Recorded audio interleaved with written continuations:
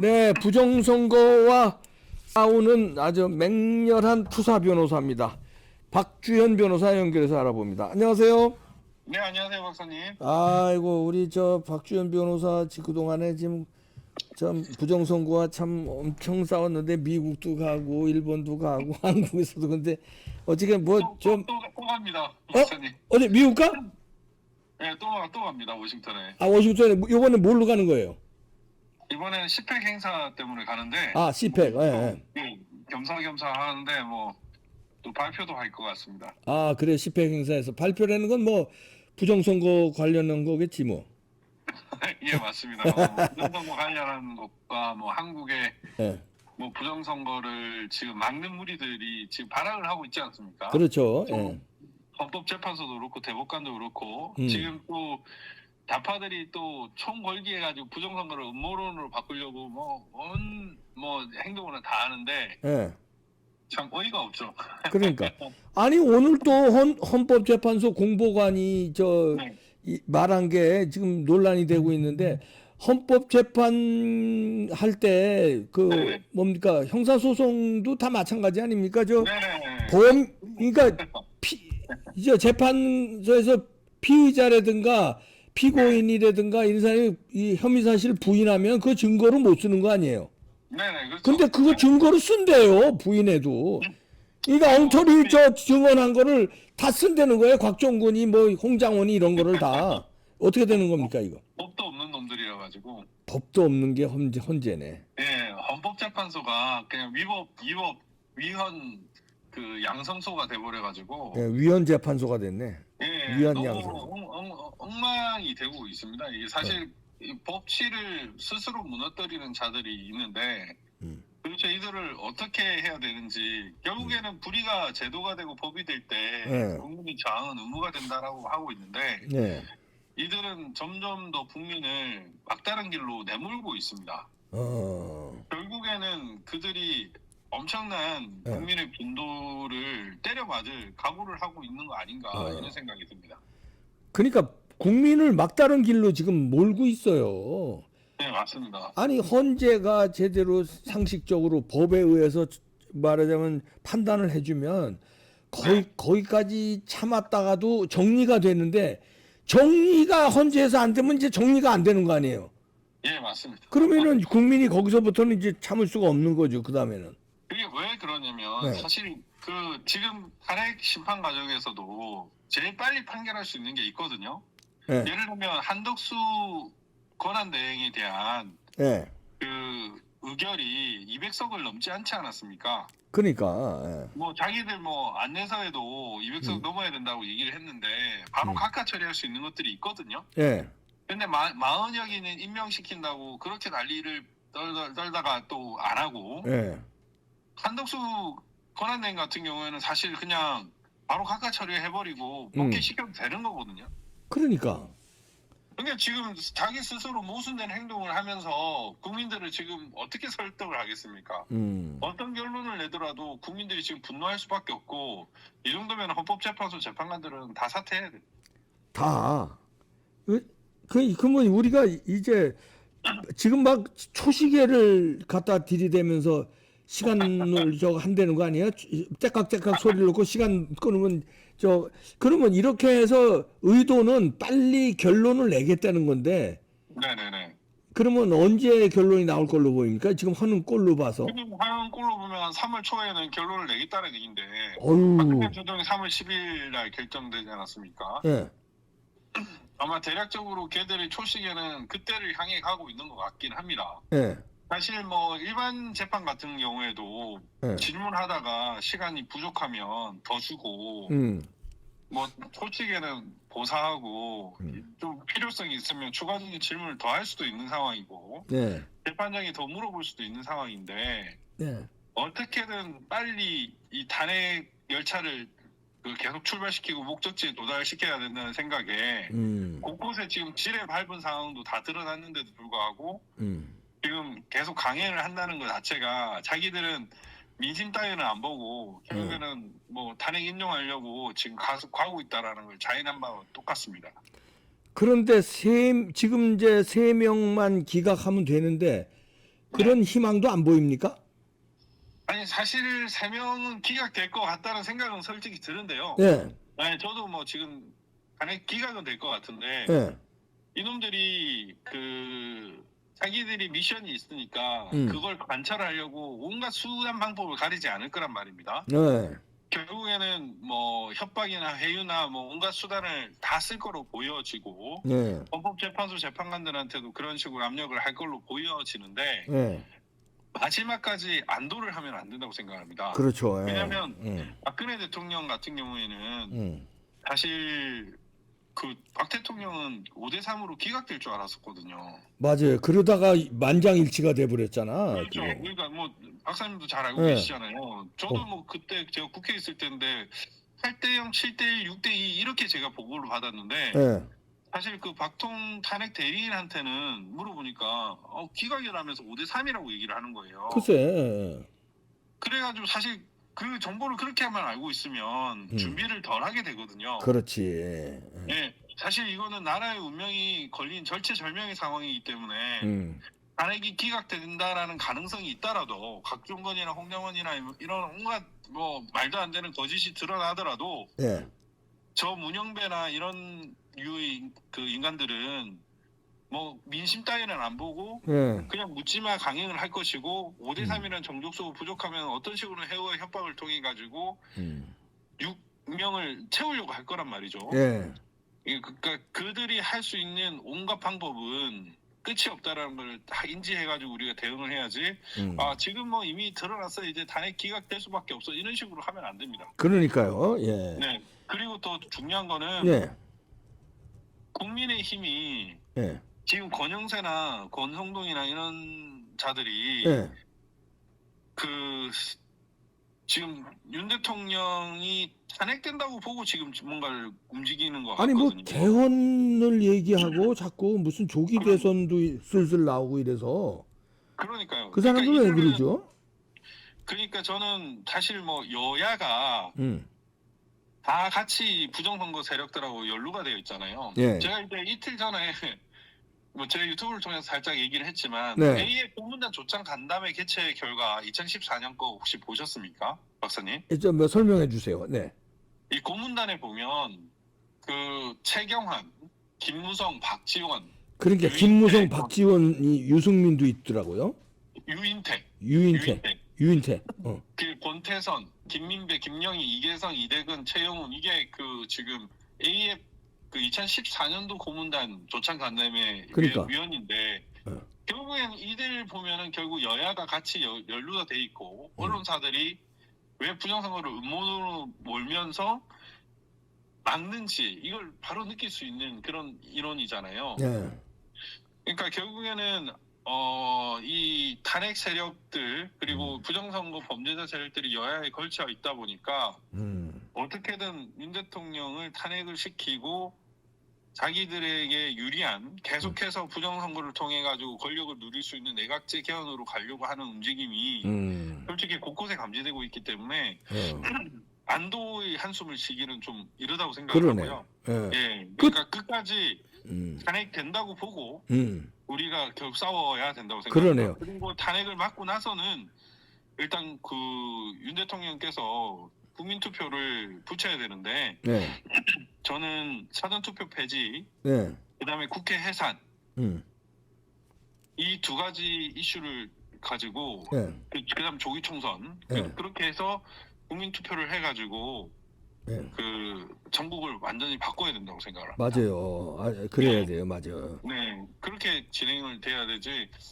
그냥 이렇게 하다가는 또 아니란 마음을 품다가는 그냥 넘어갈 수 있습니다. 그래서 최후의 그 탄핵 기각 판결이 날 때까지는 우리는 끝까지 싸워야 됩니다. 그러니까요. 자, 조금 전에 우리 박주현 변호사 중요한 얘기했는데 A웹이 그 부정선거의 온상이잖아요. 국제적인 이제 네트워크인데 여기에 여야가 총망라했는데 김무성, 박지원, 유인태 또 쭉 최경환 쭉 얘기해 주세요. 이 사람들 우리가 알아야 돼. 최경환 또. 제가 박사님께 자료를 나중에 아니 생각나는 대로 읊어주세요. 우리 국민들 좀 알게. 김무성, 박지원, 유인태, 최경환 또. 권태선 지금 MBC 박문진 이사장입니다. 네, 권태선, 박문진 이사장. 김민배. 김민배는 TV조선. 그 당시 TV조선 보도본부장님. 아이고야, 예. 또요. 그다음 김영희 중앙일보 기자였고요. 김영희 대기자. 네네. 예, 김영희 대기자. 예. 이계성 예. 한국일보 편집국장이었고요. 아. 이댁은 경향신문 논설위원이었습니다. 아유. 그다음에 최영훈 동아일보 논설위원이었습니다. 아이고, 조중동이 다 엮여져 있는 거예요. 조중동의 여야에 뭐 다 엮여져 있네. 그러니까 이게 정말 심각한 문제이고, 그리고 사실 그 허경 기자의 그 보도 같은 경우에도 예. 그게 AF의 핵심이거든요. 그렇죠. 그 저 스카이데일리 그 중국 간첩 단 예. 잡은 거요. 그거 예. 예. 그게 사실 보면 수원 연수원에 왜 AUF 서울센터가 있고 거기 왜 중국인이 있었냐 이게 핵심인데. 그렇지. 예. 이게 지금 제가 이제 허경 기자의 변호인인데 예. 그 고발장 자체가 엉터리예요. 아, 허경 기자를 고발한 선관위의 고발장. 예. 예, 그 고발 왜냐하면 허경 기자는 중국인에 대해서 보도를 했는데 선관위 고발장은 선관위 직원에 대한 고발장을 냈거든요. 예. 그러니까 자기네들은 이제 자기네들이 체포되지도 않았는데 그 우리에 대해서 명예훼손을 했다 이렇게 지금 쓴 거예요. 제발이 저리네. 예, 근데 허경 기자는 그 연수원에 머물렀던 그 중국인에 대해서 쓴 거잖아요. 그렇죠. 그걸 저 중국 스파이를 한국과 미국이 연합작전으로 저기로 오키나와로 압송했다는 거죠. 예. 예, 근데 아예 고발 대상과 내용 자체가 다른데 더욱더 충격적인 거는 1월 20일 날 고발장을 냈는데 1월 23일 날 출국 금지가 됐다는 거예요. 아니 어떻게 그렇게 출국 금지가 빨리 될 수 있나요? 아니 그러니까 이게 수사도 안 해보고 출국 금지부터 시킵니까? 그러니까 중대범죄잖아요. 중대범죄에 대한 명예훼손 사건이잖아요. 예. 그다음에 언론인이고 그리고 사실 제일 중요한 거는 김병주, 윤건영 그다음에 박선원이가 무슨 체포 관련 얘기를 많이 했어요. 국회에서도 얘기하고 언론에서도 얘기를 많이 했거든요. 그 맥락이 결국 허경 기자의 보도하고 맥락이 같단 말이에요. 그러면 허경 기자의 발언에 대해서 이게 허위 사실이 아니고 오히려 신뢰성을 부여해야 될 텐데 그런 것조차 조사들 하지 않고 그냥 바로 출국 금지부터 시킨다는 건 있을 수가 없는 일이거든요. 아니 저는 이 상황이 그래서 제가 물어봤어요. 그러면 생활관 가봤냐? 이랬더니 안 가봤대요. 아니 그러고선 출국 금지 시켜? 예, CCTV 확보했냐? 이랬더니 확보 안 했다는 거예요. 하. 저 진짜 이해가 안 되는 행동이. 아니 그러면 뭐를 근거로 뭡니까 출국 금지 시켰다는 거예요? 이재명의 말을 근거로 한 거 아닐까요? 이재명의 말 그다음에 저 선관위의 말. 네네네. 그러니까 있을 수가 없는 일이에요. 그 담당 수사관도 계속 같은 질문을 이상하게 꼬고 저리 꼬고 이렇게 질문을 하던데 제가 이거 수사권 남용이라고 얘기를 하니까 살짝 쫄더라고요. 그래가지고 이제 나중에 계속 질문을 하면서 밤 10시 반까지 계속 잡아두고 있어서 아니야 도저히 못하겠다 그냥 다음에 와서 도장 찍을 테니까 지금 보내달라 이렇게 하니까 이제 질문 안 하겠다고 하면서 도장을 급히 찍게 만드는 거예요. 얘들의 행동 자체가 저는 좀 솔직히 납득하기 어렵고 사실 오더에 의한 그냥 강압 수사로 보여졌는데 마지막 그게 쓸 때도 지리현 피니권을 계속 침해하는 질문을 계속 한다라고 이런 식으로 썼거든요. 그러니까 좀 심각하게 문제가 있는 수사를 하고 있습니다. 더욱더 충격적인 거는 지금 그 연수원 생활관 쪽 그 비추는 CCTV 있잖아요. 지금 뭐 한겨레나 이런 쪽에 지금 뭐 47분인가 57분 삭제된 영상이 있지 않습니까? 그 영상이 지금 탄핵 심판에서도 삭제된 채로 전달이 됐다는 거거든요. 그러니까 결국에는 뭔가 숨겨야 할 뭔가가 있었다는 얘기로 저는 판단이 됩니다. 그러네. 결국에는 뭐 체포설 자체의 그 진원지가 그 실체일 텐데 그 실체가 저는 사실 맞는 것 같거든요. 지금. 나도 그렇게 생각하는데 그렇게 판단하는데. 근데 여러 정황들을 보면 결국엔 그렇게 보여지는데 왜 이들을 이렇게 출국 금지를 시킬 만큼 급박한 사정이나 명백한 허위 사실이 있느냐 그리고 심지어 허위 사실이라는 것도 이 명예훼손을 가지고 추후 금지한 사례가 있는지도 모르겠습니다. 저는. 그러게, 야 이거 이러면 어떻게 기자들이 저 취재를 합니까? 이 그러니까 공산주의 국가예요. 지금 우리나라가 지금 이번 사태에서 부정선거를 청산을 하지 못하면 공산주의 사회가 될 겁니다. 그러니까. 예, 지금 탄핵과 관련해서도 우리 탄핵 쪽에서도 부정선거를 막고 딜을 하려고 하는 세력들이 있거든요. 예. 뭐 더불어민주당은 당연히 그렇고요. 예. 국민의힘도 지금 부정선거를 아예 지도부는 입도 뻔도 하지 않지 않습니까? 예. 근데 국민적 여론이 너무 높아지니까 이제 지금 사전투표 얘기를 살짝 하기 시작했는데 눈치를 살짝 보는 거죠. 예. 근데 이들의 목적은 결국 부정선거를 수면 위로 올리면 안 된다는 게 목적입니다. 심지어 이제 대통령 변호인단 중에도 그런 사람이 있어요. 그러니까 그런 이 부정선거를 이번에 통산을 하지 못하면 대한민국은 진짜 공산사회가 될 겁니다. 그러네. 그래서 이번에 완전히 드러날 수 있게끔 하는 게 정말 중요하다고 생각합니다. 제가 이 담당 수사관들에 대해서 그 경위랑 이런 걸 요청을 했고요. 네. 그 담당 수사관들이 만약 절차 위반을 했던가 직무유기나 이런 정황이 보이면 이 감찰을 해달라고. 아 그럼요. 그 법적으로도 조치해야죠. 네, 서울경찰청에 이미 요청한 상태입니다. 지금 서울경찰청에서 저 출국 금지 시킨 건가요? 네네네, 그렇습니다. 예. 저는 이틀 만에 이렇게 출국 금지를 시킨다는 사례를 못 봤고요. 그러니까. 그리고 이거는 팩트 확인도 안 하고 출국 금지부터 시킴이 있을 수 없는 사례거든요. 그러니까. 황당하게 짝이 없었습니다. 그 이제 결국은 이제 그럼에도 불구하고 이제 나중에 이 기사가 입증이 되면은 이제 전세가 대역전이 될 텐데 네. 뭐 시간이 조금 걸리겠죠. 지금 미국에서 입증해 줄 수밖에 없을 텐데 어떻게 네, 전망합니까? 저도 약간 그런 생각은 있지만 네. 한국에서도 박선원이나 김병주나 윤건영이가 발언을 하게 된 그런 경위가 있지 않습니까? 네. 거기에 대한 조사도 진행될 필요가 있거든요. 네. 그래서 제가 담당 수사관들 이 사람들 참고인 조사 불러가지고 왜 이 말을 했는지 물어봐라라고 일단 얘기를 했고요. 예. 그리고 뭐 드러난 사실이 있기 때문에 그 시륵급여 부분도 있지 않습니까? 예. 사실 시륵급여를 타갔다라는 말은 그 내부자가 있다는 얘기거든요. 그렇지. 예. 그러면 뭐 사업자나 신원이나 이런 걸 통해 가지고 그런 부당 시륵급여를 받은 사람들요. 뭐 지금 고용노동부 장관으로 있는 김문수 장관님 그쪽에서 파악을 해볼 수도 있거든요. 그래서 이제 단서들은 분명히 국내에서도 충분히 있습니다. 그 미국에서도 지금 뭐 일단 털시 게버드나 캐시파트를 아직 인준이 아직 안 된 걸로 알고 있는데 이제 인준이 되고 뭔가 이제 한반도에 대한 문제 자체가 이제 본격화되기 시작하면 아마 저는 이 문제도 거론이 되지 않을까 싶긴 하거든요. 예, 그러네. 뭐 일단은 시간을 기다릴 수밖에 없는데 큰 얼개는 저는 사실이라고 보고 있습니다. 그러네요. 근데 요거를 입증하는 게 오히려 이제 미국에서도 뭐 입증해주겠지만. 네.